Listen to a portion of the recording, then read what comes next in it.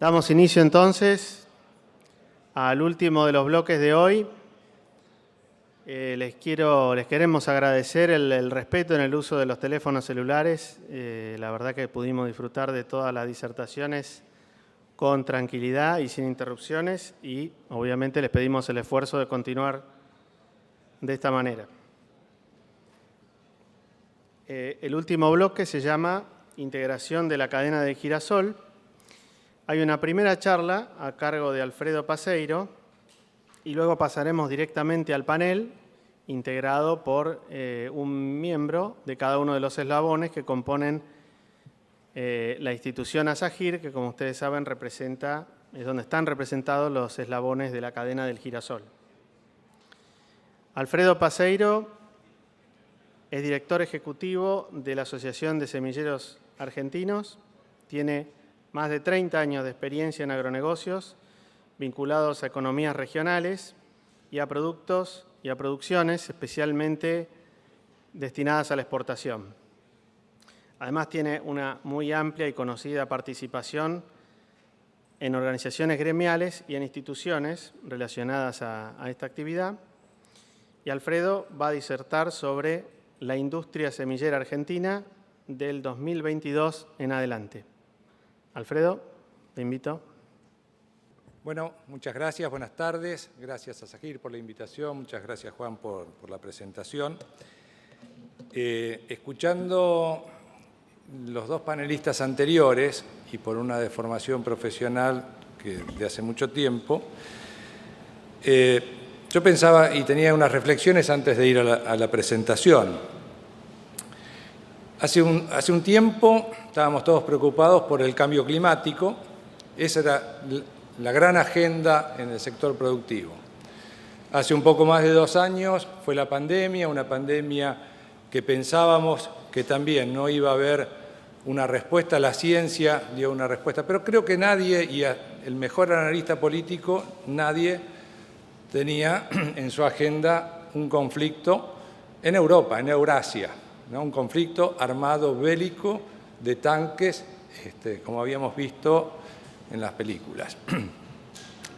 Entonces, con eso y con otras cosas que se dijeron, voy a comenzar con esta gráfica, simplemente para contextualizar dónde estamos como Argentina y las oportunidades que tenemos para ir a mi presentación. Pero si yo analizo los logos que tenemos en esta gráfica, puedo decir Alemania, Francia, Australia, Canadá, India, China, Francia, nuevamente China.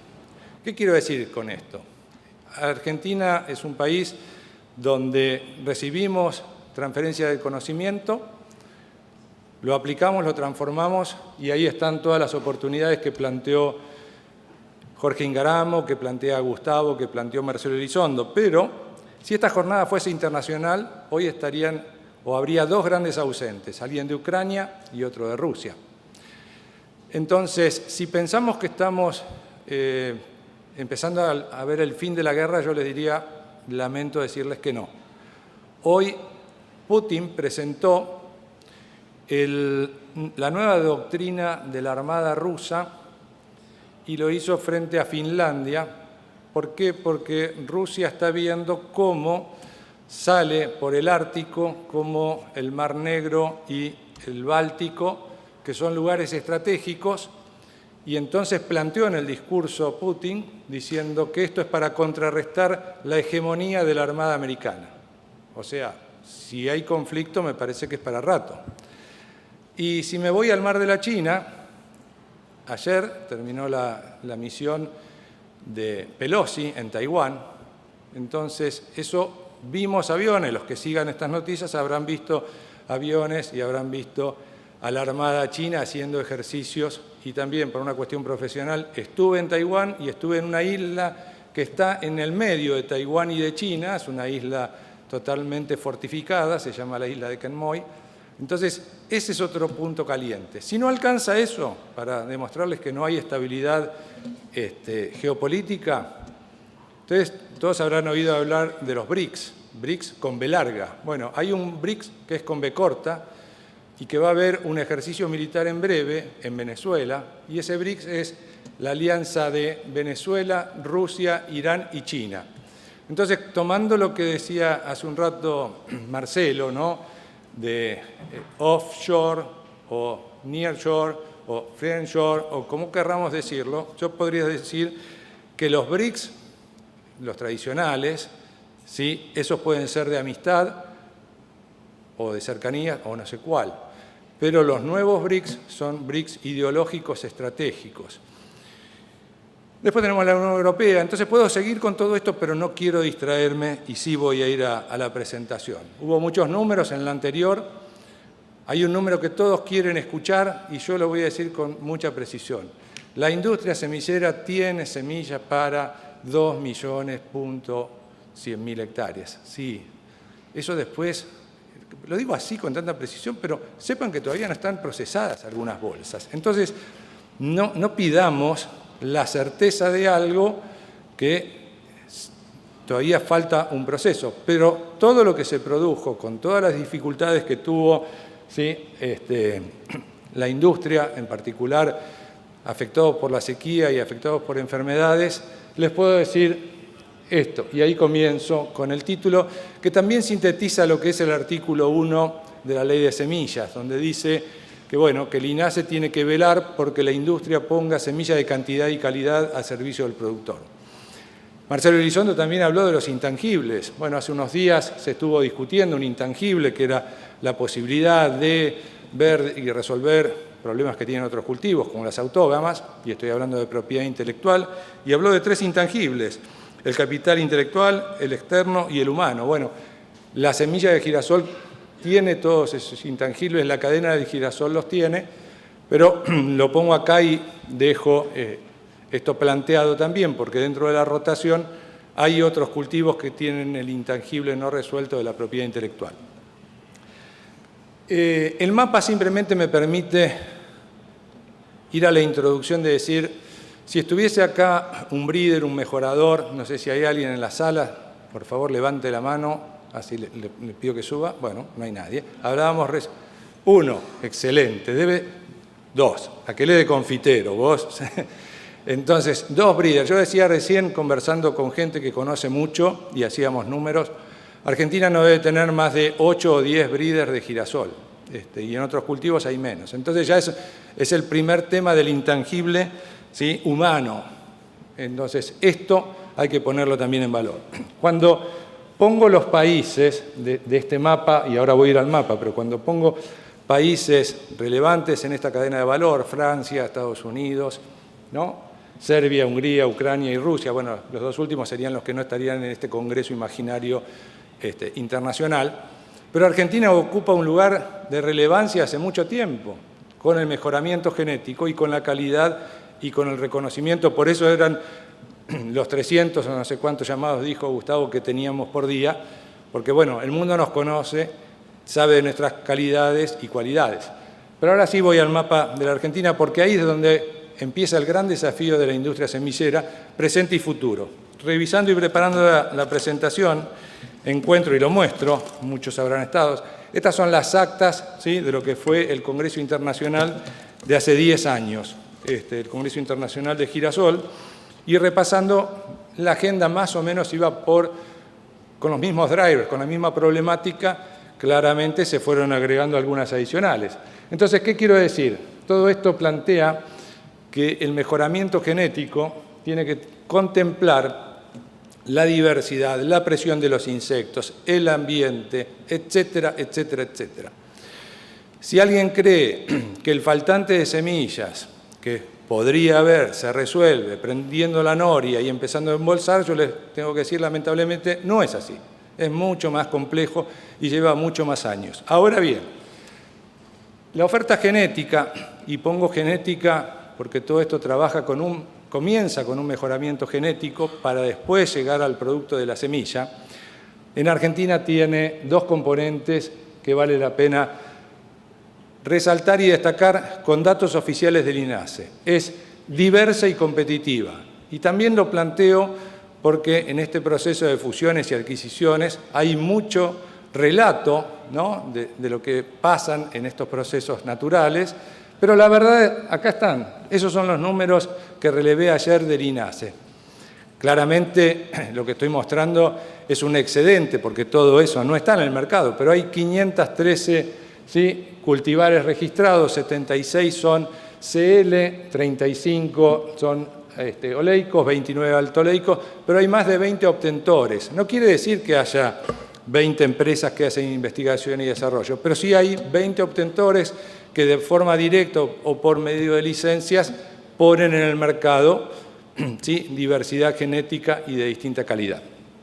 Las limitantes del cultivo siguen siendo siempre las mismas, pero el breeder, el mejorador, pasa a tener herramientas que le permiten ser mucho más eficiente en ese trabajo. Entonces, las enfermedades, las malezas, el estrés hídrico, por eso decía, si hubiese algún faltante es por el mismo problema que tuvo el productor. Si bien nosotros en la industria semillera utilizamos el riego suplementario, pero bueno, el estrés hídrico, la polinización viable, todo eso también viene dado por esta interacción del fenotipo y el ambiente, el genotipo y el ambiente.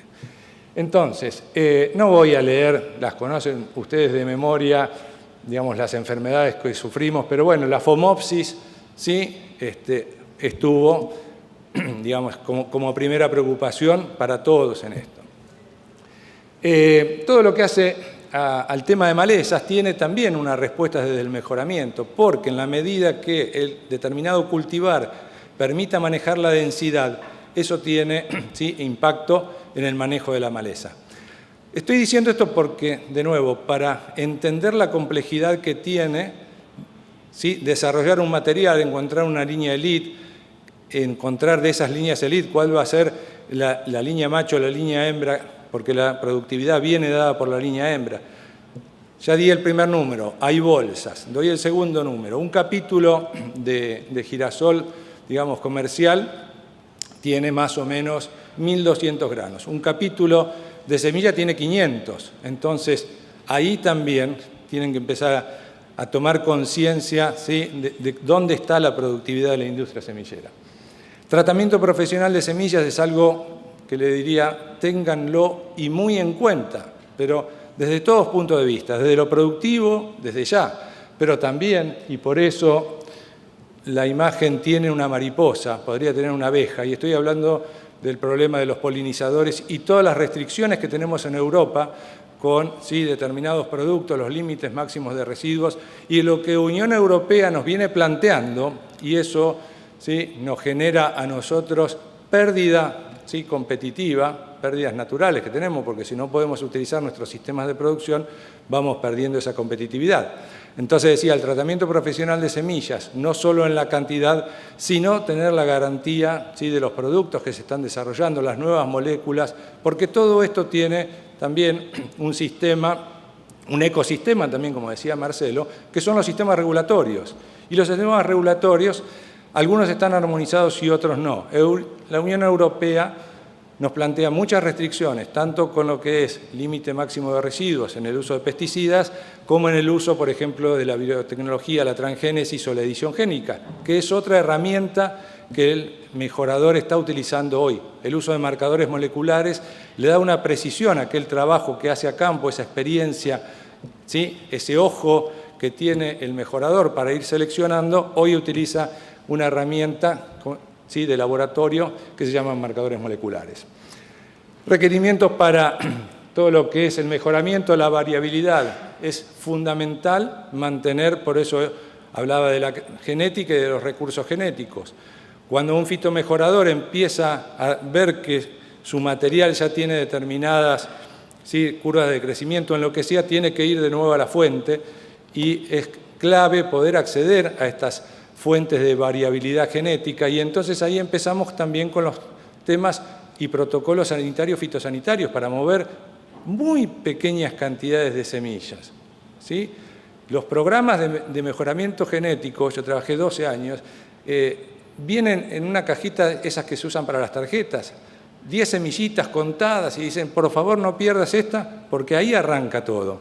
Entonces la variabilidad, ya lo dije, la selección asistida mediante marcadores, todo lo que hace después al uso del recurso natural agua, lo conceptualizo en eso. Pero, y ahí quiero ir al tercer número, un programa, y si está acá alguno de los dos mejoradores, lo primero que tiene que conseguir es plata. Si no tiene plata, tendrá mucho conocimiento. Ahora, ¿a quién tiene que convencer? Bueno, al director de la compañía, al de finanzas, etcétera, etcétera. ¿Sí? Pero después tiene que salir a hacer un montón de cosas. Y si es muy exitoso, ¿sí?, de poner algo en el mercado lo tiene que demandar. Porque yo creo que esto es lo que tiene que estar en el mercado, pero el mercado tiene que validar lo que yo hago. Bueno, siendo muy exitoso, teniendo recursos, teniendo una política de compañía, ¿sí?, que acompañe lo que es el programa de mejoramiento genético, son 5 años. Lo normal son 8 o 10. Cualquier empresa mediana que esté acá sentada sabe de lo que estoy hablando. Entonces, yo le pregunto a los productores que estamos dentro de la cadena, ¿quién toma decisiones hoy para tener resultados dentro de 5 u 8 años? Creo que deben ser pocos, salvo alguien que esté pensando comprar un campo. Bueno, el sector semillero toma todos los días decisiones que tienen impacto recién dentro de 5 u 8 años, con guerra, con pandemia, con todos los problemas que vimos en las presentaciones anteriores. Entonces, esa es una de las que van a estar dentro de las conclusiones. El sector que provee el insumo de semillas necesita la misma previsibilidad que necesita toda la cadena. Y si fuese un poco más incisivo, diría un poco más. Bueno, empieza el timekeeper a moverse de asiento, con lo cual es el primer indicador y yo voy redondeando. Entonces, lo de arriba está repitiendo lo que ya fui enunciando, pero lo de abajo empieza a tener conexión con lo que se dijo antes, ¿no? Los nuevos mercados, las nuevas tecnologías, las nuevas alianzas. Y todo esto, si no contempla al consumidor final, el de la góndola, estamos cerrando. Yo estuve en mayo en el Congreso Internacional de Semillas en Barcelona y por primera vez se internalizó esto y se cambió la dinámica de dejar de hablarnos entre nosotros. Hacía, no sé, 50, 60 años que nos hablamos entre semilleros y nos empezamos a dar cuenta que hay que abrirnos y empezar a preguntar qué pasa en el mercado, con el supermercado, con el consumidor, con el sistema regulatorio, con las ONG, etcétera, etcétera. O sea, cada vez más trabajo, más complejidad. También lo dijo Marcelo en una palabra, inestabilidad. Entonces, el trabajo público-privado, en función de esta alianza estratégica geopolítica que tiene Argentina, por eso vino, ¿sí?, la demanda que no pudimos atenderla. Ahora, vuelvo a tomar decisiones. Tomo decisiones con un mercado de aceite de $2.400, perfecto, le van a dar mucha plata al breeder. Tomo decisiones con 1.200, será la mitad. Tomo decisiones con lo que dijo Gustavo, que puede llegar a 1.000, y seguramente le digan, no sé si estamos para hacer nuevos materiales. Entonces, esto es la fortaleza de Asagir, esto es lo que tenemos que hacer indefectiblemente. El trabajo en cadena, esos engranajes representan, ¿sí?, mi visión respecto de lo que tendríamos que estar haciendo. Consideraciones finales, y las voy a leer, pero remarcando, ¿no?, lo que es la oferta genética. Entonces, hay semilla en cantidad y calidad. Puntualmente este año, bueno, estaremos un poco preocupados. Ahora, ¿cuál es la expectativa de crecimiento para los próximos 5 o 10 años? Porque yo tengo que tomar esas decisiones hoy. Entonces, ¿quién le da a la compañía semillera esa previsibilidad? Y bueno, en el caso de la Argentina puede ser la cadena. Después tenemos los factores externos, ¿sí?, la guerra u otros. Pero tenemos que empezar a tener esa confianza dentro de la cadena. Por eso el trabajo en la cadena es estratégico. Argentina es el único país que tiene constituidas 4 cadenas de valor. Asagir es una, Argentrigo es la otra, Maizar y Axoja. Ningún país del mundo tiene integrados todos los eslabones como los tiene Argentina. Este es un activo, pero yo cuando me toca y lo cuento en otros países, pero dice, ¿cómo se ponen de acuerdo? Si eso es todo competencia. Bueno, está bien, es competencia, pero tenemos acuerdos y necesidades de visión estratégica. Previsibilidad, ya lo dije. Ahora hay otro dato ahí, ¿no? ¿Quién de ustedes invierte el 10% de la facturación en investigación y desarrollo? No lo digo así, Bueno, el mundo, el sector privado, los países más desarrollados, Japón, Israel y otros, pueden llegar a invertir el 3 o el 4. Argentina invierte el 0,2 y está viendo si llega al 1 del PBI. La industria semillera invierte el 10 o en otros programas, como estuve esta semana en otra compañía y no voy a hacer publicidad, invierte el 25% de sus ventas y por eso está en 15 países y el 42% de la genética es ADN nacional. Entonces, ahí está el otro tema que estaba planteando también Marcelo, ¿no? El intangible de la propiedad intelectual. Acá está resuelto y hay mucha inversión, afortunadamente, en otros no. Y ya lo dije anteriormente, los años que lleva a ser una semilla, los sistemas regulatorios, edición génica hoy es una herramienta que el breeder está utilizando con mucha precisión, le da le resta tiempo a su investigación, precisión y también es más económica porque no tienen los sistemas regulatorios que tienen los organismos genéticamente modificados. Bueno, los sistemas regulatorios tenemos que trabajar como país integrados con otros países que compartan sistemas productivos y el uso de las mismas tecnologías para evitar que se vuelvan barreras para arancelarias. Y lo último, la industria semillera tiene capacidades técnicas que provienen de la universidad pública y privada, que provienen de institutos como el INTA, la universidad, aquellos que tienen programas, que provienen de las empresas pymes, pero que también de estas empresas que vienen y transfieren conocimiento para dar competitividad a la Argentina. Esto es la industria semillera argentina. No traje los números, digamos, no venía a presentar aquí cuestiones del futuro, diciendo, bueno, esta es la línea de investigación, sino acá están los desafíos y con la capacidad reconocida, por eso recuerden los países, ¿no? Francia, Estados Unidos, Argentina, Ucrania, es una mesa de pocos que tienen el conocimiento para manejar este cultivo y Argentina es el único país que tiene constituida una cadena como ASAGIR. Así que creo que donde está Jorge, se fue porque le iba a dejar trabajo, yo también, que agarre papel y lápiz, que se ponga a escribir el programa. ¿A dónde está? Allá está. Jorge, querido, no saben cómo escribe, le pido y los domingos me manda cosas escritas. Jorge, escribí porque... No, para eso están los exportadores que ya la van a aportar. Así que bueno, muchas gracias.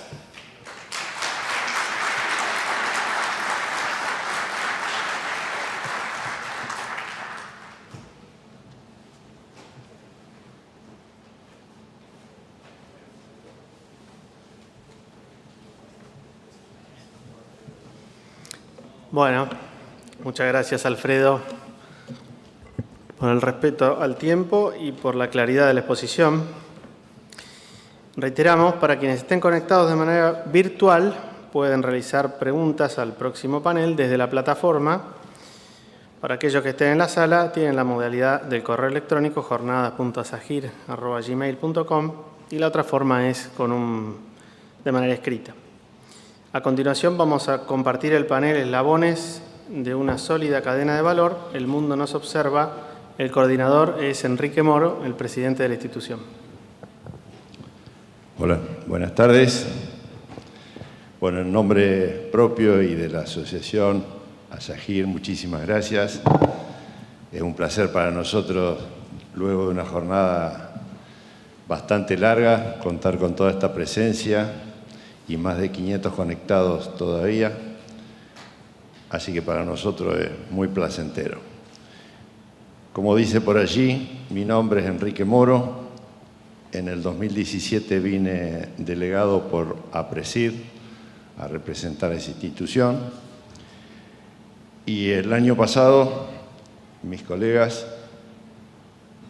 y voy a decir algo jocoso para distender un poco la situación, irresponsablemente eligieron a un humilde productor del sudoeste bonaerense como presidente. La función como presidente, la principal, es tratar de coordinar los eslabones de esta cadena y hasta hoy podríamos decir lubricar los eslabones de esta cadena para que funcione de la mejor manera posible. Más allá que también tenemos algunas otras actividades en conjunto con las otras 4 cadenas, en el Consejo Agroindustrial Argentino. Pero en lo doméstico, que es la idea de lo que nos toca hoy, es contar un poco de qué se trata. A veces hasta con el periodismo nos pasa de que no entienden muy bien qué es la cadena del girasol. Y un poco cómo funcionamos, para qué existimos. Nuestra cadena tiene casi 4 décadas. Al comienzo fue un poco ralentizada la actividad. Hace un rato nombraron que hace 20 años aproximadamente tenemos la dinámica y el formato de hoy en día. Nos reunimos una vez por mes. Somos alrededor de 20 participantes generalmente en esas reuniones. Y acá viene el primer detalle importante. En la cadena tenemos distintos intereses, muchas veces enfrentados. Los productores queremos vender de la mejor manera posible, al mayor valor posible, y los compradores, por supuesto, tratan de hacer lo contrario. Pero aquí es un verdadero ejemplo de lo que se puede hacer en un conjunto de empresas o individualidades sentados a una misma mesa con un norte, con una cuestión bien clara, que es en defensa y en la promoción de nuestro querido cultivo, el girasol. No voy a hacer la presentación oficial porque se trata de ser algo distendido. Les cuento y les resalto que va a haber un espacio prolongado de tiempo para que puedan preguntar y sacarse todas las dudas e inquietudes que puedan tener. Dentro de los eslabones, como ustedes verán, son 5. Podemos citar ciencia y tecnología, por arrancar como en orden, donde allí participan universidades, el INTA, CONICET, y hoy está representada por Babi. La nombro primero porque además es dama. Y también la ciencia aporta para la creación de la semilla y el resto de todos los insumos que hoy lo representa Hugo. Y por supuesto, después vienen el mal necesario, los productores, para poder llevar a cabo la producción, que está Luis como productor y expresidente. Y por supuesto, en esta secuencia después viene el comercio, donde allí está el acopio, las cámaras arbitrales, bolsa de cereales, etcétera, que está Ramiro. Y en esa secuencia termina en la producción, en la elaboración, en la provisión al mercado interno y todo lo que se puede dar a lo externo de parte de la industria. Así que Marcelo, que está representando esa labor. Por lo tanto, para no hacerlo larga, le paso la palabra a los eslabones en forma oportuna, lo que quieran agregar, contar historias. Mientras que ustedes piensan que van a decir, les puedo contar que para mí en lo personal fue un aprendizaje acelerado, porque buscar el equilibrio entre todos los sectores no es lo más simple y a su vez no es la profesión que uno tiene.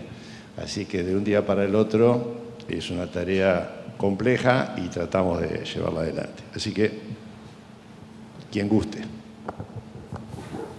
Bueno, gracias Enrique. Mi nombre es Marcelo Pozo, trabajo hace 20 años en la industria. Primero que todo agradecer al equipo de ASAGIR porque trabajamos de forma, como contaba Enrique, de forma conjunta para intentar resolver los problemas que tiene el cultivo en la Argentina. Todos apuntamos desde nuestra humilde posición a sumar un granito de arena para que el girasol crezca a nivel nacional, ¿no? En primera medida quería agradecer a este equipo. Estoy compartiendo panel con presidente y expresidente. También Juan Martín, que fue presidente, es un honor compartir con ellos esta jornada. y con todo el equipo que, como decía acá el presidente, nos reunimos una vez por mes. Es muy agradable volver después de una pandemia donde nos vimos a través de forma virtual, volver a ver las caras de todos y poder compartir esta jornada. Así que bueno, esa es un poco la presentación. El motivo de estar dentro de la asociación es ese. Y bueno, eso de parte de la industria, apoyar a todo el sector para que podamos de forma conjunta resolver los problemas y poder crecer en área como supimos tener hace varios años atrás. Así que por ese lado la presentación, después estamos abiertos a las preguntas que tengan. Bueno, mi nombre es Hugo Previgliano. Como bien me presentó Enrique, represento al sector de insumos, más específicamente al área de semilleros. Nosotros, bueno, la verdad que yo estoy en la cadena desde el año 2019. Hace más de 30 años que empecé con la producción de semilla de girasol en General Villegas y vi un poco todo el crecimiento y el boom girasolero que había en esa época. Había 4 millones de hectáreas sembradas de girasol. Yo trabajaba en una empresa que producíamos 15.000 hectáreas de semilla. Y bueno, después lamentablemente apareció la soja, empezó a ganar terreno. Eso fue en desmedro del cultivo de girasol. Y bueno, hoy estamos reunidos acá en esta jornada para darle de vuelta el impulso que el girasol se merece. No solo como un cultivo que demostró y demuestra que es un gran generador de divisas para el país, sino que también, bueno, genera en la cadena toda una cantidad de trabajo que hoy el país necesita mucho. En la cadena, la verdad que me encontré muy bien, porque si bien tenemos intereses encontrados, tratamos de encontrarle soluciones a esos conflictos. Y para dar un ejemplo de lo que está sucediendo este año, como comentó Alfredo, la cantidad de semilla lamentablemente no va a alcanzar para las expectativas que tiene el productor para sembrar el girasol, pero hemos tratado de ir buscándole la vuelta.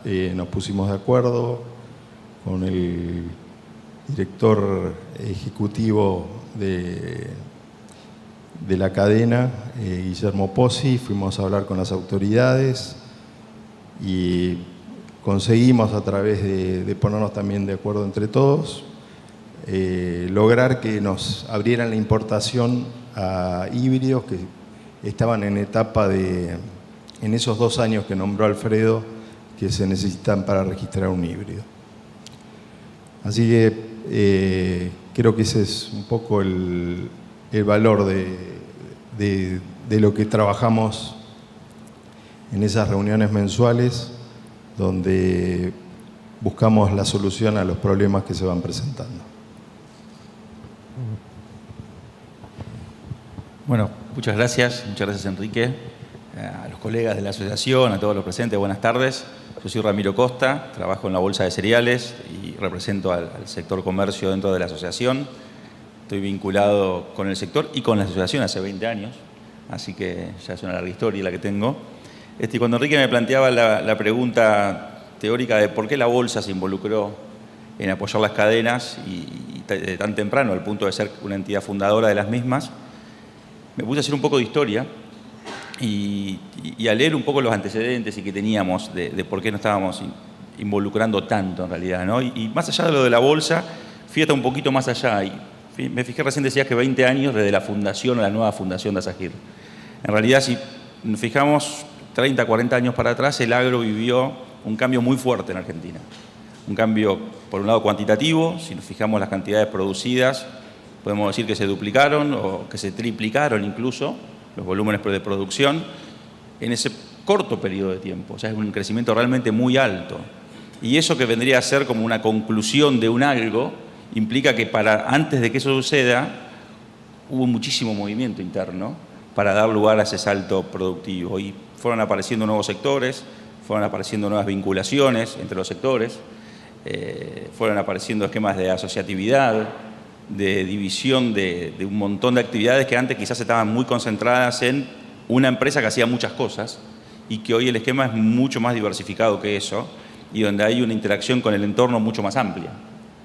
Y eso ha ido dando lugar a que aparezcan desde la red de contratistas, entidades como ACREA, APRESID, que vos mencionabas, que venías de ahí originalmente, seguirá siendo miembro, supongo, no sé, ha dado lugar a la aparición de un montón de aspectos que han profesionalizado esta actividad muchísimo y han hecho que estar uno metido en su oficina y sin demasiado contacto con el de al lado ya no era suficiente. Por lo menos no era suficiente para lo que estaba demandando esta nueva realidad, que en parte es lo que escuchamos con la presentación de Elizondo, de Idígoras, la de Alfredo y lo que han ido comentando ustedes hasta ahora. Y en ese contexto que haya nacido de nuevo ASAGIR, con este nuevo enfoque, me parece como algo casi natural. Y por eso la bolsa lo abrazó desde el minuto cero. En ese momento yo era un joven ayudante del licenciado Ingaramo, que lo tenía de jefe, así que imagínense cuáles fueron mis inicios profesionales en esta actividad. Y lo acompañaba de ayudante en estas reuniones de fundación de ASAGIR. Y así la bolsa puso no solamente a quien era su director de estudios económicos, sino también todo el área de legales para armar ese primer estatuto.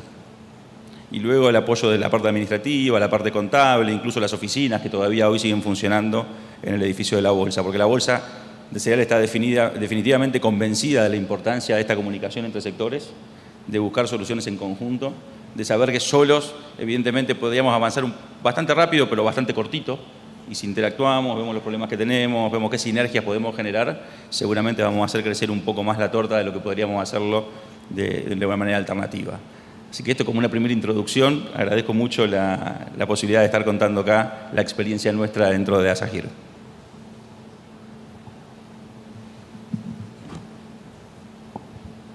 Hola. Bueno, por pedido de Babi la vamos a dejar cerrar a ella. Mi nombre es Luis Arias, soy director de Casenavi Asociados. Llevo ya en ASAGIR casi 19 años. Nuestra firma siempre tuvo al girasol y mucho en la zona oeste, soy de General Pico, como un cultivo muy importante. Cuando me incorporé a ASAGIR en esa época, creo que el 75% de la superficie era girasol. Así que con toda esa experiencia y con todo ese conocimiento del cultivo, creí que era importante participar en la cadena. Lo que puedo decirles es que al principio había algunos que me decían, pero ¿cómo te sentás con el enemigo? Y en realidad yo creo que ahí está el error que tenemos muchas veces en considerar enemigo al que piensa al que piensa distinto, al que tiene otros intereses. Y la verdad que participar en una cadena de valor lo que hace es tratar de ponerse en el zapato del otro, tratar de ver de qué manera podemos crecer juntos, porque de nada sirve que un solo eslabón crezca y el resto se quede atrás, porque esto es una cadena y una organización de ganar-ganar. Entonces, ese ejercicio de ponerse en el zapato del otro y de entender cómo funciona el negocio del otro, muchas veces sí, plantear discrepancias y pedir soluciones a algunas problemáticas, es importante, y siempre sostengo que la silla que uno deja vacía o la ocupa otro o queda vacía. y que no solamente en una cadena de valor, yo como productor o puede ser en un club, en una cooperadora, en cualquier asociación o inclusive en política, nosotros tenemos que participar, porque si no participamos, si no tratamos de mejorar el funcionamiento, en este caso es de una cadena de cultivo, en otros casos es de organizaciones, perdemos la posibilidad y perdemos el tren y esas oportunidades que nos comentaba antes Gustavo en el panel anterior. Entonces, yo creo que es un gran desafío y estoy agradecido de haber tenido todos estos años, no solamente porque conocí a mucha gente y siento a Asagir como una familia en la cual tenemos la suficiente confianza como para plantearnos las cosas de frente y tratar de solucionarlas. A veces con mayor velocidad, otras veces con menor, pero creo que ese es el camino y que tenemos que seguir transitando.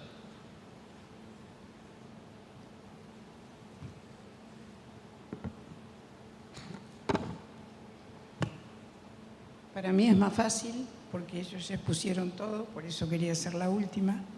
Pero bueno, mi nombre es Amelia Bertero, en realidad soy Babi. No voy a contar cuántos años porque yo cuento por décadas, o sea, son muchos. He trabajado desde INTA, siguiendo por Compañía Continental, después por Nidera, y estuve trabajando primero fundamentalmente en patología, y después la patología va llevando despacito hacia la parte de lo que es mejoramiento. Tuve grandes maestros y eso fue lo que me permitió llegar a sentarme en este lugar que estoy, a pesar de los años que tengo. ¿Qué me toca dentro de lo que es ciencia y tecnología en la cadena? Nos toca acopiar todo lo que de manera distinta, de manera bien clara, fueron explicando cada uno de los eslabones. Entonces, tratar de sintetizar y de ir sacando las partes que se pueden corregir o que se pueden afrontar o que hay que acomodar, es a veces una tarea muy linda y a veces una tarea que se necesita un poco de boxing, ¿no? Un poquito, a veces. Pero realmente es muy importante hacer lo que estamos haciendo, así lo consideramos todo. Y es muy diversa la actividad que se lleva dentro del grupo de la cadena de Asagir. Lo primero, como explicó Enrique, es estar vinculado con todas las partes, fuera y dentro. Fuera con ACREA, con APRESID, con el INTA, con las universidades, y ir tratando de acopiar la mayor cantidad de conocimientos para ir resolviendo cada uno de los problemas que tiene la cadena. Por ejemplo, la parte de los problemas que hubo con las mezclas de semilla para alto oleico. Por ejemplo, lo que pasó con Downy Mildew en el norte, como Sebastián Suil explicaba hace un momento. Por ejemplo, lo que pasa con Phomopsis ahora, ver de qué manera, como lo explicó Carolina, se puede ir armando los mapas para tratar de hacer un pronóstico. Por ejemplo, estar al lado de los semilleros para ver lo que es la parte de calidad o lo que es la cantidad de semilla que se puede tener. Y, por ejemplo, lo que es en la parte de industria, que ya lo conté, para la parte de los problemas de oleico, linoleico. Aparte de eso, aparte de la variedad en la parte de conocimientos, es la parte social que nos toca a veces cumplimentar. Tuve el honor de recibir en nombre de Asagir y en nombre de Carlos, de la familia de Carlos, de recibir el homenaje que se le hizo en la International Sunflower Association al ingeniero Carlos Feoli. Fue realmente una cosa muy emocionante. Se lo reconoció por su trayectoria dentro de lo que fue la fundación de la cadena dentro de Asajír. Y en lo que a mí respecta, aquí estoy. Cuando quieran hacerme preguntas y las puedo contestar con mucho gusto. Muy bien, mientras que preparan las primeras preguntas, Babi no lo va a decir porque es muy humilde, pero ella tiene una actividad casi permanente internacional de consultora e intercambio, y este evento que acaba de mencionar fue en Serbia. Y ella representó a Argentina, a Asajír por supuesto, y recibió el premio. También mientras que ustedes hablaban, me parecía bueno rescatar el nombre de la charla, porque no solamente, no charla, esto es un intercambio que queremos tener con ustedes y resolver las inquietudes que puedan haber. No solamente nuestra cadena es la más longeva de las 4, sino el título de que el mundo nos observa en función de lo que dicen del exterior, como lo comentaron Gustavo y Alfredo. Ven en Asajír una cadena que no existe prácticamente en otro lugar y nos ven para bien ante todo lo que nos han contado durante el día de lo que sucede en el mundo. Así que no hace más que cargarnos de responsabilidad de poder captar las oportunidades con las tareas que nos corresponda de aquí a futuro. Así que si hay preguntas, arrancamos. Sí. Gracias. Bueno, arrancamos con la primera. ¿Por qué el girasol es el único grano que tiene un plus por flete, que no incluye la bonificación por materia grasa? ¿Por qué no un único precio? Cualquiera puede responderla. Hola, respondo yo porque me están mirando todos a mí, así que... Y si respondemos con Luis, que somos productores, estamos complicados. Va a ser difícil. No, lo primero que quiero decir es, rompiendo un poco el hielo, saludar a los productores del Chaco que después de 2 años esperando lluvias, hoy y entre ayer y hoy llovió algo en el Chaco. Esperamos que sigan con los buenos registros, que crezcan esos registros para que puedan sembrar. Necesitamos que para crecer en producción, que se extienda a nivel país la producción, y así que estamos con ellos desde la asociación y saludarlos desde acá.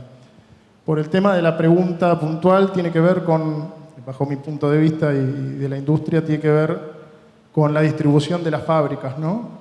Claramente el complejo, para compararlo con algo, el complejo sojero está todo sobre Upriver, sobre Rosario. El 85% de las hojas se muele en ese complejo.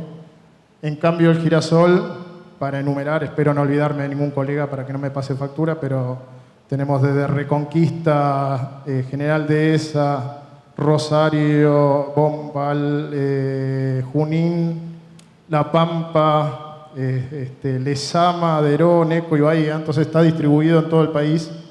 Y para poder, mientras que el girasol en su mayoría se siembra en el sudeste, sudoeste, oeste de Buenos Aires y NEA, ¿no?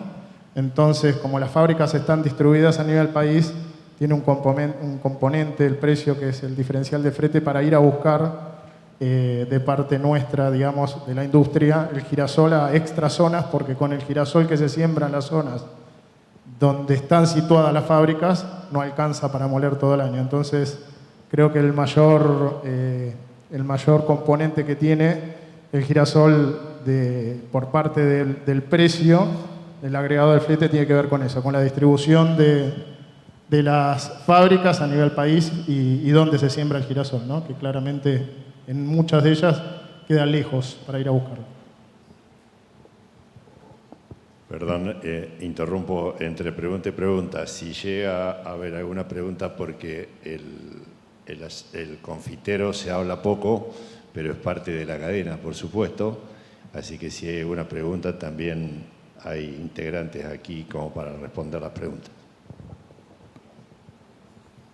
Otra pregunta.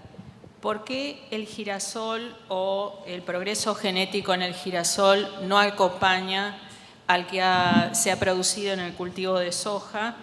Y como segunda pregunta, complementaria a la anterior, ¿hacia dónde va el progreso genético hoy, en la actualidad, específicamente para el cultivo de girasol?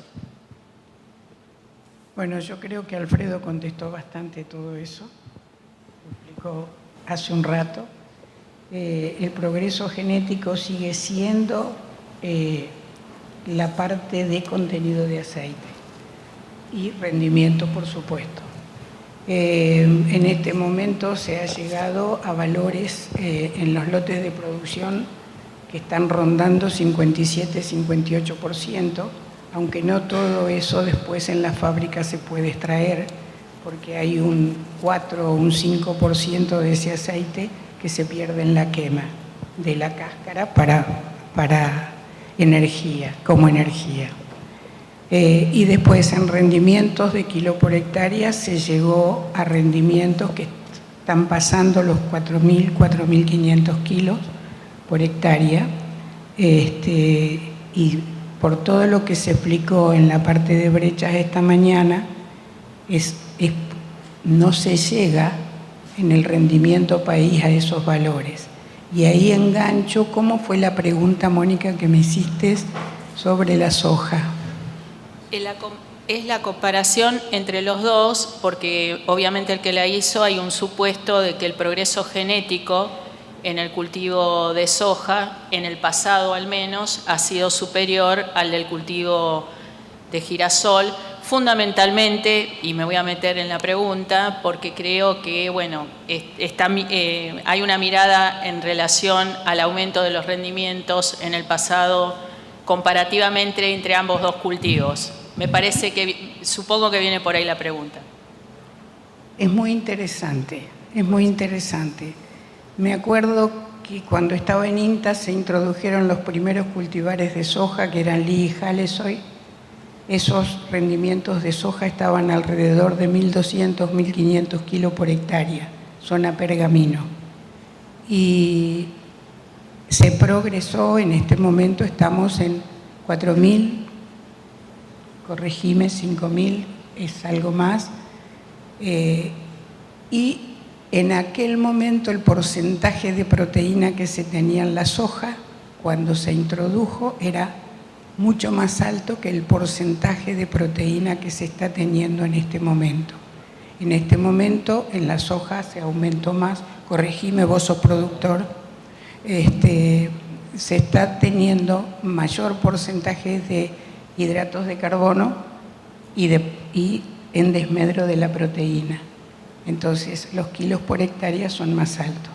La soja argentina en este momento está en valores inferiores a los que se tiene en otros países limítrofes. Eso por un lado. Por el otro lado, el girasol, cuando se trabajaba para los mismos años, estábamos en poblaciones. Esas poblaciones rendían entre 600 y 800 kilos por hectárea. Y en este momento estamos hablando de 4.000, 4.500 kilos por hectárea. Y no solo eso, sino que en aquel momento las poblaciones que se tenían en Argentina estaban en valores de 38 a 40% de aceite y en este momento estamos en valores que rondan casi los 57. Esa es mi opinión, o sea, me parece que compararla a la soja con el girasol es un poco difícil, porque una es proteica y el otro es aceitera. El aceite es mucho más liviano. No sé si quedó contestada la pregunta. Hugo. Y para sumar un poco a la segunda parte de la pregunta, hacia dónde van los ejes del mejoramiento, bueno, algo ya se estuvo hablando, pero para ser un poco más específico, en lo que es rendimiento se está buscando mayor cantidad de de granos por metro cuadrado. Eso implica mejorar para obtener mayor cantidad de semillas por capítulo. En lo que respecta a contenidos de aceite, bueno, yo creo que se han logrado ya los niveles máximos, así que el desafío ahí es mantenerlos. Y en lo que es un aspecto muy importante que es el tema de enfermedades, por mucho tiempo estuvo enfocado el mejoramiento en obtener la resistencia, tolerancia a esclerotinia y verticillum, que se logró con mucho éxito. Creo que hoy el gran desafío es lograr un apilamiento de genes que permitan una mayor resistencia al downy mildew mediante técnicas de mutagénesis, que digamos, sigue siendo la herramienta más utilizada para obtener mutaciones dirigidas. Otro driver es la resistencia a herbicidas que controlen hoja ancha. Y en lo que respecta a calidad de aceites, bueno, la búsqueda de estabilidad en mayores contenidos de alto oleico,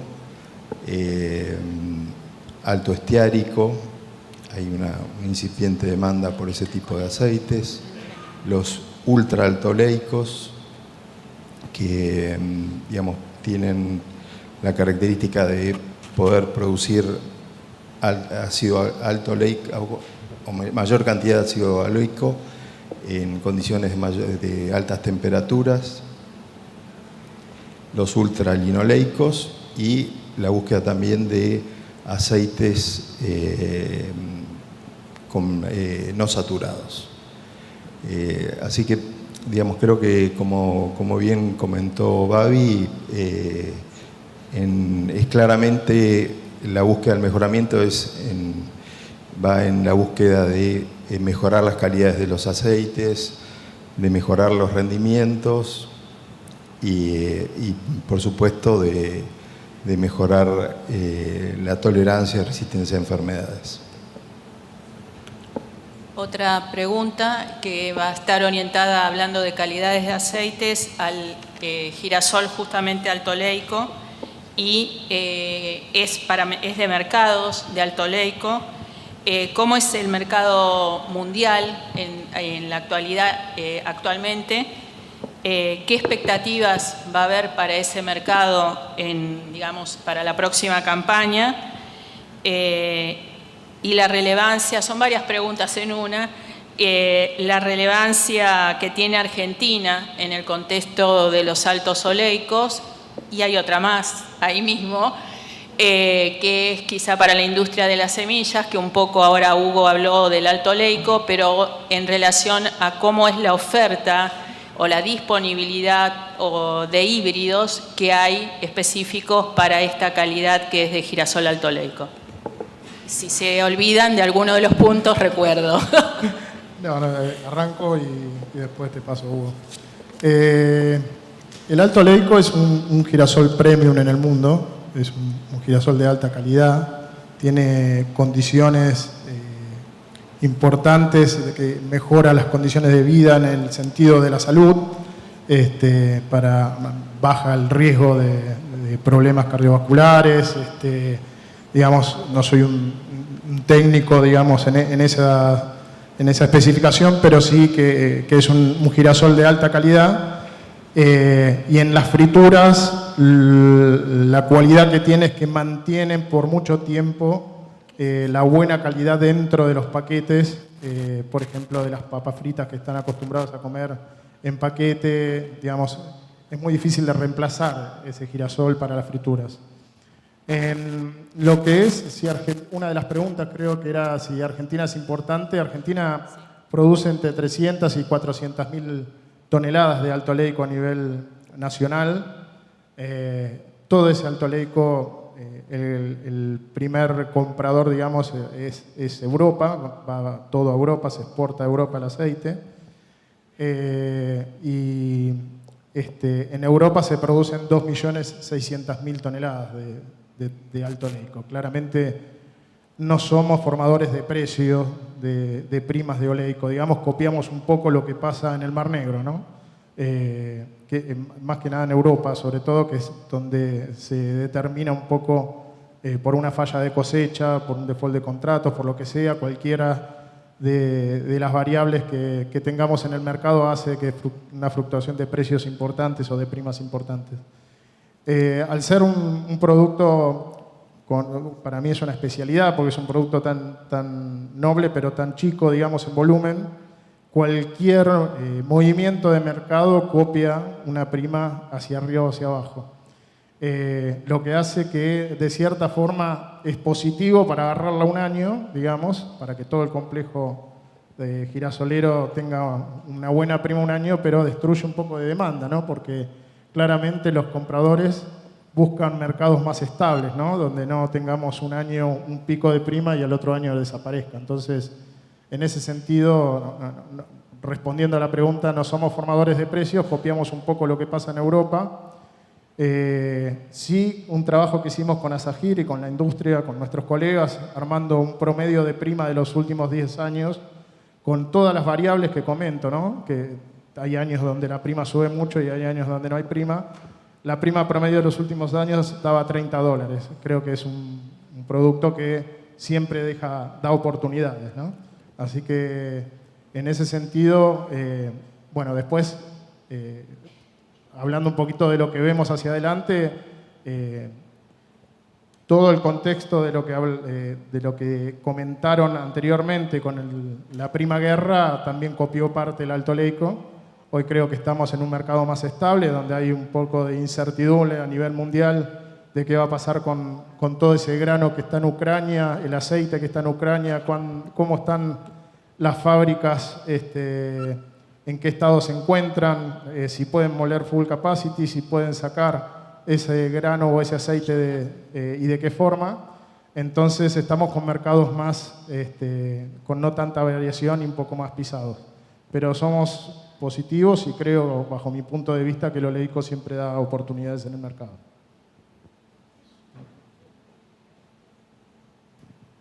¿Quién lidera el mercado de oleico en el mundo? Como país, Francia. Francia, sí. Te agrego una cosita.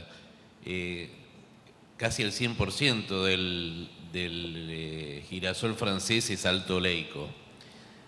Y en un momento, cuando Ucrania, a partir del año 2000, empieza a tomar protagonismo en la producción de girasol, nosotros decíamos, es muy difícil que los ucranianos empiecen a segmentar y separar lo que es oleico del inoleico, entonces vamos a tener muchos más años de prima.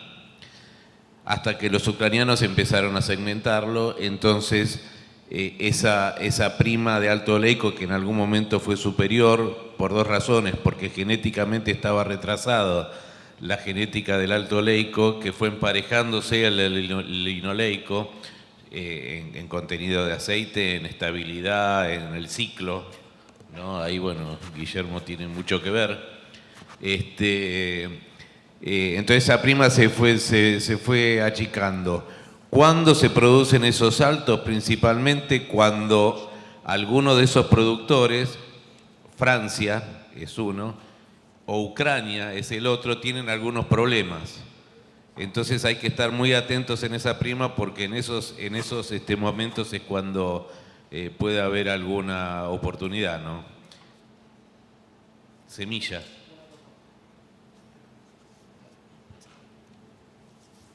Hola, ahí está.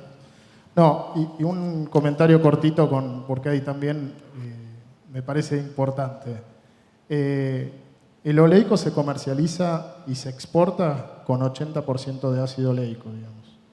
Y en la mezcla la capacidad de blend de las fábricas es con muy poca tolerancia, por lo tanto el oleico que da por debajo de eso si sufre una mezcla es muy complicado de poder blendear en la molienda porque salís de especificación.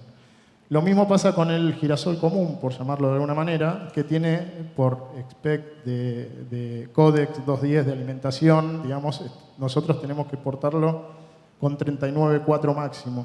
Por lo tanto, si se mezcla con alto oleico, también genera una complicación grande a las fábricas. Para poder sacar en especificación el aceite es digamos, un gran problema. Entonces, quería aclarar eso también porque las diferencias son grandes, ¿no? De 80% al alto oleico son muy diferentes, son dos productos distintos y se comercializan afuera de forma distinta. Por lo tanto, tener mucho cuidado a la hora de mezclar alto oleico con girasol común. Hugo, ibas a continuar vos y te corté, te pido disculpas. No, me tiraron en el fardo más grande. No es muy grande la oferta de híbridos hoy día de alto oleico. Creo que hay una tendencia a un crecimiento que vamos viendo y lo venimos discutiendo dentro de la cadena. Y bueno, creo que hay semilleros que están, hablo en el caso propio de la empresa que represento, que es RAGT, que como es una empresa francesa, tiene líneas de trabajo más hacia lo que es ese tipo de girasoles. También está acá Lima Grain y, bueno, Syngenta, todas tienen sus líneas de trabajo. También pensemos que casi el 80% de la producción en Argentina está destinada a la producción de ácido de girasoles linoleicos, ¿no? Pero se está trabajando en eso. Históricamente, el porcentual que Oleico llevaba dentro del programa era aproximadamente el 8 al 10%, sí. No más que eso. Sí, correcto. Creo que sigue siendo así. Otra pregunta que toca tangencialmente también al oleico, y es ¿por qué se rechaza como girasol convencional al girasol que es MIT oleico en este momento? Es un poco el comentario que hice recién, ¿no? Tiene que ver con la exportación del aceite y del códex para poder exportar. Por más que sea de mejor calidad, porque si mezclas oleico con el común por ahí termina dando 50% de oleico y es mejor calidad que 39,5 o 39,4 que es el códex, salís de especificación y podés tener un problema con el comprador que estás, digamos, incumpliendo un contrato, ¿no? Entonces tiene que ver con eso. Hola. Agrego una cosa. Imagínense ustedes que llega un barco que tiene de lino oleico que es entregado en China. Entonces hay un códex que dice que tiene que tener el 39...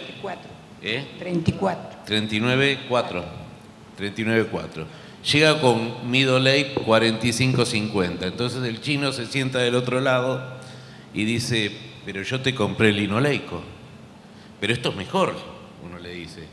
No, pero yo lo quiero con el 34, con lo cual el precio que le va a negociar ese chino va a ser inferior. Por eso si uno mezcla o entrega algo que está fuera de ese códex, tiene problemas comerciales después. Bueno, ahora viene una pregunta picante, pero interesante. ¿Qué pasa con la industria si producimos 5 millones de toneladas de aceite? ¿Se puede volver a 4 millones de hectáreas de girasol? ¿Qué opinan de la poca transparencia de los precios de pizarra de las bolsas versus los valores de fábrica o puertos? Arranco yo con una parte. La primera parte es ¿qué pasa con eso si hay 2 millones de hectáreas o 2 millones 5 millones de toneladas de aceite, de grano, perdón. Hoy capacidad de molienda, digamos, hay mayor capacidad del girasol que se produce en Argentina.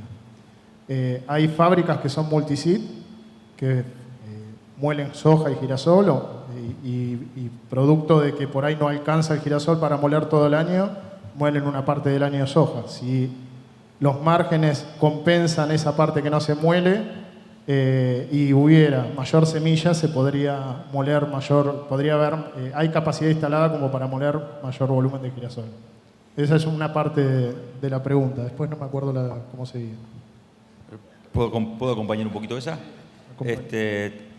Me parece que muchas veces en distintas cadenas, yo participo de varias de las cadenas de valor, surge la pregunta, ¿qué pasaría si Argentina fuera muy exitosa en este desarrollo de cadenas de valor y lograr incrementos productivos notables?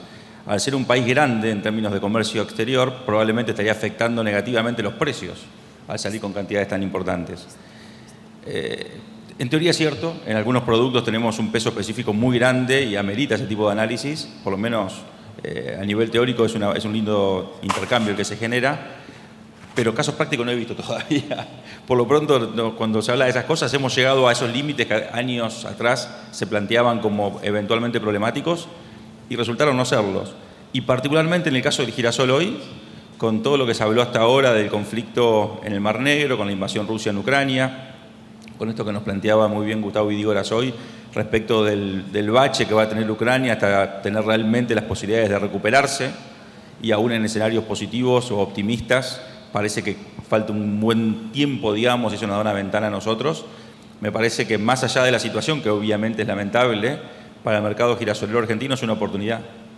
Y esa oportunidad se basa no solamente en lo que está pasando en el Mar Negro específicamente, sino que han ocurrido otros sucesos que hace que un país confiable, como decíamos hoy, en una zona de paz, que pueda llegar a producir mucho y mucho más en corto plazo y que tenga posibilidades de volcarlo al mercado, nos vuelve un competidor, digamos, interesante, por lo menos para nuestros demandantes. Vamos a cambiar de origen, porque el origen que usualmente utilizábamos, ya por las razones que estamos diciendo, no podemos. Y además se suma lo de Indonesia. Cuando empiezan a ocurrir este tipo de disrupciones en el comercio, los países toman medidas. Los países que son exportadores muchas veces restringen exportaciones, y en el caso de Indonesia, que exporta, tiene un market share en el mercado del aceite de palma, siendo que el aceite de palma es un aceite tan importante en el mercado de aceites, generó una bomba adicional generada en lo anterior de la guerra. Y por eso la suba de los precios. Y hoy, con el acuerdo que se logró hace 15, 20 días y todo empieza como a volver a cierta normalidad, pero una tensa normalidad. Claramente esto no está resuelto. Hay algunos analistas que son un poco más optimistas y permiten decir que están empezando a ver alguna salida, pero otros que marcan todo lo contrario. Y así todo todavía están los problemas de reconstrucción de infraestructura y armado de toda la logística que tiene que volver a generarse, y eso naturalmente va a llevar años. Me parece que más allá del contexto global, que es complicado, las tasas de interés mundiales subiendo, una recesión que empieza a asomarse, los países desarrollados que empiezan a ralentizar su crecimiento económico, y todo eso naturalmente va a impactar en la generación de ingresos y en la demanda de alimentos, que en definitiva lo que viene a hacer es a contrapesar en alguna proporción ese escenario que hacía subir los precios. Así todos siguen estando muy altos y esa es una oportunidad para nosotros. Y muy brevemente por el lado de los precios, por lo pronto se había mencionado la bolsa de cereales. La bolsa de cereales lo que hace es publicar los precios conocidos. Nosotros tenemos un sistema de relevamiento, publicamos los precios del mercado a término, con el sistema que todo el mundo conoce de cómo se forman los precios en los mercados a términos. Los precios pizarra también lo publicamos, los precios de las cámaras. Me imagino que muchos de ustedes o todos conocen cómo es el proceso de formación de los precios en cámara. Simplemente nosotros tomamos y publicamos. Luego los precios que se declaran en ciogranos o los precios que se declaran vía el esquema de relevamiento que tenemos para los precios FOB. O sea que todos los precios están disponibles y publicados de acuerdo a cómo se forma y cómo se construye cada uno de esos, que naturalmente tiene su propia especificidad. Es natural que no sean los mismos y creo que todos conocemos qué es lo que significa y qué es lo que no significa. Si queremos hacerlo leer o decir una cosa que no es para lo cual está construido ese precio o para lo cual se ha formado en el libre juego de oferta y demanda, quizás hay que cambiar el lente y hacerle la otra lectura. Bueno, otra pregunta. ¿Cuánto conocen de la agenda de ASAGIR los agregados agrícolas de la Unión Europea, que es Gastón Funes, y de la India, Mariano Beberán? Y la pregunta es, ¿nos están ayudando con nuestra estrategia No sé si esto de estrategia se refiere a la estrategia de la cadena de girasol o es algo más amplio. Creo que podemos responder lo primero y no lo segundo. Mi punto de vista, a pesar de que no estoy en ese tema, diría que sí, que están ayudando o colaborando. Pero de todas maneras es una actividad que la desarrolló Guillermo hace poquitos días. Salvo que él quiera agregar algo más, la respuesta es concretamente sí, nos están ayudando.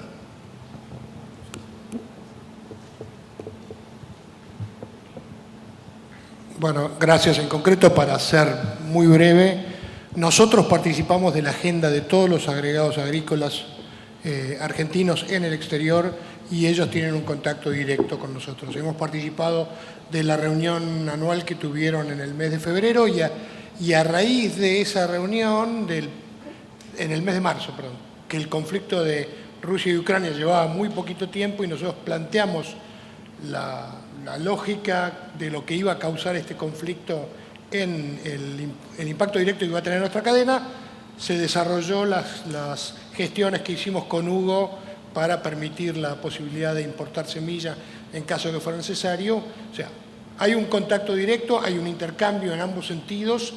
Nosotros colaboramos con ellos y ellos también colaboran con nosotros. Y esto es regular. Gracias.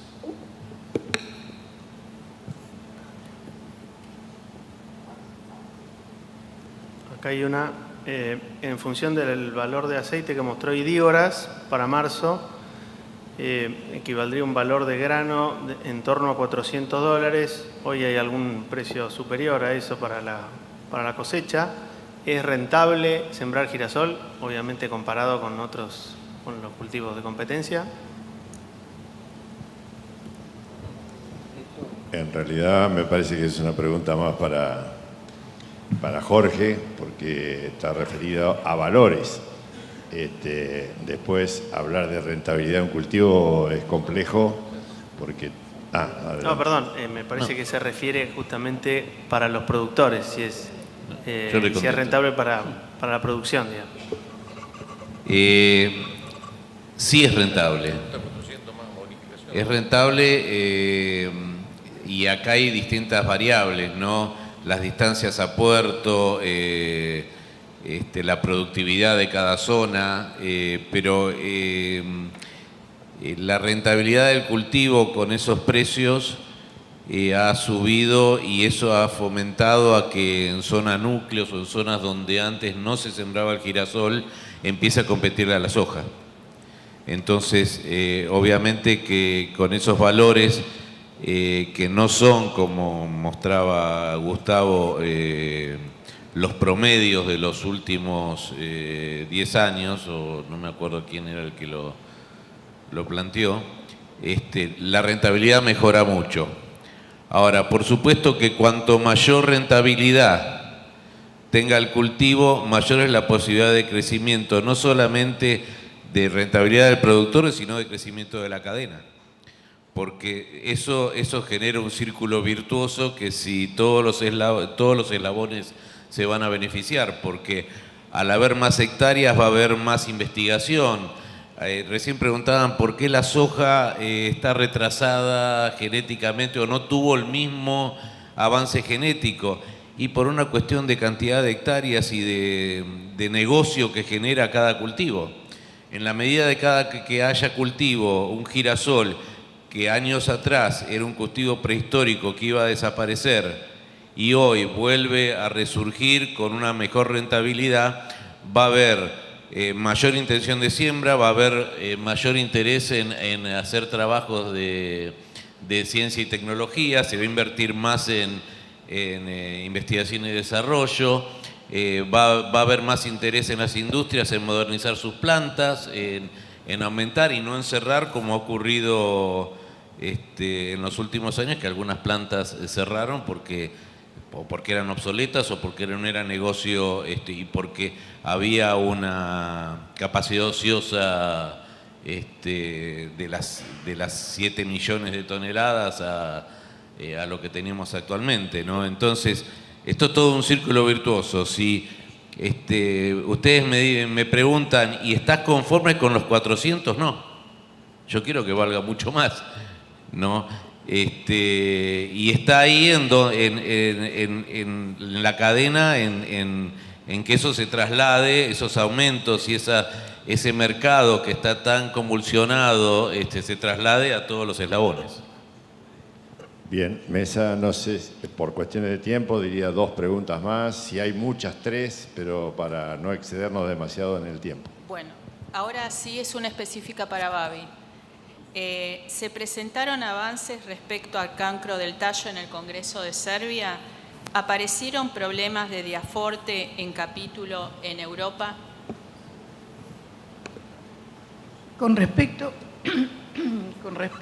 a capítulo, a ataque de Phomopsis en capítulo en Europa o en otros países, no hay datos. Somos los pioneros, desgraciadamente, en ese tema. O sea, estamos aprendiendo todos de ese problema. Y con respecto a la parte de Phomopsis o de cancro en tallo, se avanzó y se avanzó mucho, y de la forma que se avanzó se la puede resumir en 3 puntos. Sí, en 3. El primero es fijar bien, como se dijo esta mañana, la parte de fecha de siembra. O sea, las siembras escalonadas o las siembras tardías le dan mayor oportunidad al ataque de Phomopsis de capítulo. Segundo, se estuvo trabajando mucho y se ganó mucho rendimiento en girasoles de ciclo más largo. Entonces, en la zona donde el problema puede llegar a ser endémico, para ese tipo de ciclo largo convendría afinar bien la puntería con las fechas de siembra y no llevarlos tan atrás para que coincidan las condiciones ambientales que, según vimos en los mapas, estaría dando mayor oportunidad para desarrollo del patógeno. ¿Y qué más me preguntaste?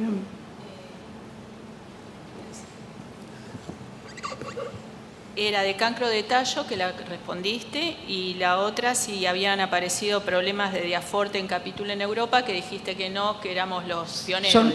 Son muy aislados, sí. Son algunos capítulos y sobre todo en girasoles desparejos que se ven en la última, como si fuese una infección tardía.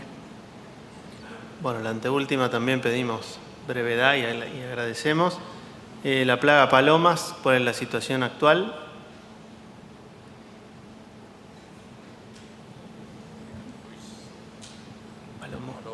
En el 2010 hubo una preocupación muy grande y un crecimiento muy grande de la población de palomas. Se trabajó mucho desde ASAGIR en colaboración con la Secretaría de Agricultura y con el INTA.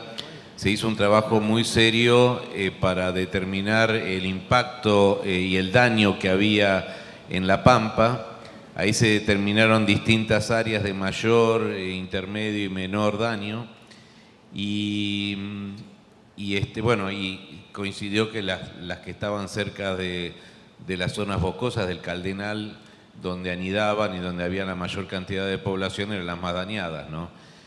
En estos últimos 10, 12 años, la población de palomas ha bajado. Esto también va de la mano del alimento. La población aumenta cuando tiene más alimento, entonces menos girasol, menos sorgo, menos alimento, menos población de paloma, y eso se vio. Se está volviendo a sembrar en el sur de Córdoba, se está volviendo a sembrar en zonas de la Pampa donde antes no se hacía. No solamente el confitero, que se había utilizado como alternativa de girasol en esas zonas de daño de paloma, sino que ya se están volviendo a híbridos linoleicos y oleicos ahí, con ciertos recaudos, densidad, bueno, es muy largo, pero se está volviendo a hacer, ¿no? Esto quiere decir que no va a volver nunca la torcaza mediana, Zenaida, a ser una plaga de importancia que nos limite el crecimiento del girasol. No lo sé, ¿no? Si empezamos a hacer más girasol, es la teoría de Bucher, que decía que cuanto más comida tenía, más población hay. Puede ser que volvamos a tener de nuevo esa plaga, y yo creo que hay que seguir investigando la dinámica poblacional. Esto es un pedido que por ahí al INTA se le reclama como para que se invierta en ese estudio para saber cómo manejarlo, ¿no? Bueno, muy bien. Además de que creo que no hay más preguntas, estamos en horario. Como cierre me gustaría hacer una analogía. Tratamos o nos esforzamos como cadena, a pesar de todo lo que mencionamos, de los intercambios, acuerdos, desacuerdos, discusiones entre todos los eslabones, pero siempre con un norte muy claro hacia dónde queremos ir y qué es lo que queremos lograr. Por lo tanto, con mayoría privada, pero también algo mixto con algunas entidades públicas, como mencionamos en las técnicas, se puede trabajar muy bien, está demostrado a través de décadas, y nos observan en el mundo como una buena acción. Y la analogía que querría hacer es con la situación actual, y desde hace ya también unas cuantas décadas, que viene ocurriendo a la inversa en la parte política y gubernamental, donde lo que prima son los desacuerdos, discusiones, intereses, y todo lo que sabemos, no vamos a abundar porque lo conocemos, y quizá puede ser el medio vaso vacío, verlo como una cuestión, esta analogía, una cuestión deprimente. Y yo creo que todo lo contrario. Lo que quiero dejar es la idea casualmente de la participación, que ya aquí hace un rato algo se mencionó, donde creo que tenemos la oportunidad como ciudadanos de la participación por el bien común, ya que parecería que cuesta que eso provenga de la política y de los gobiernos, incitarlos a todos como ciudadanos a trabajar y colaborar, participar por sobre todo en cualquier institución, desde la más chica a la más grande, y empezar a fomentar desde los cimientos una Argentina diferente. Nuevamente, muchísimas gracias.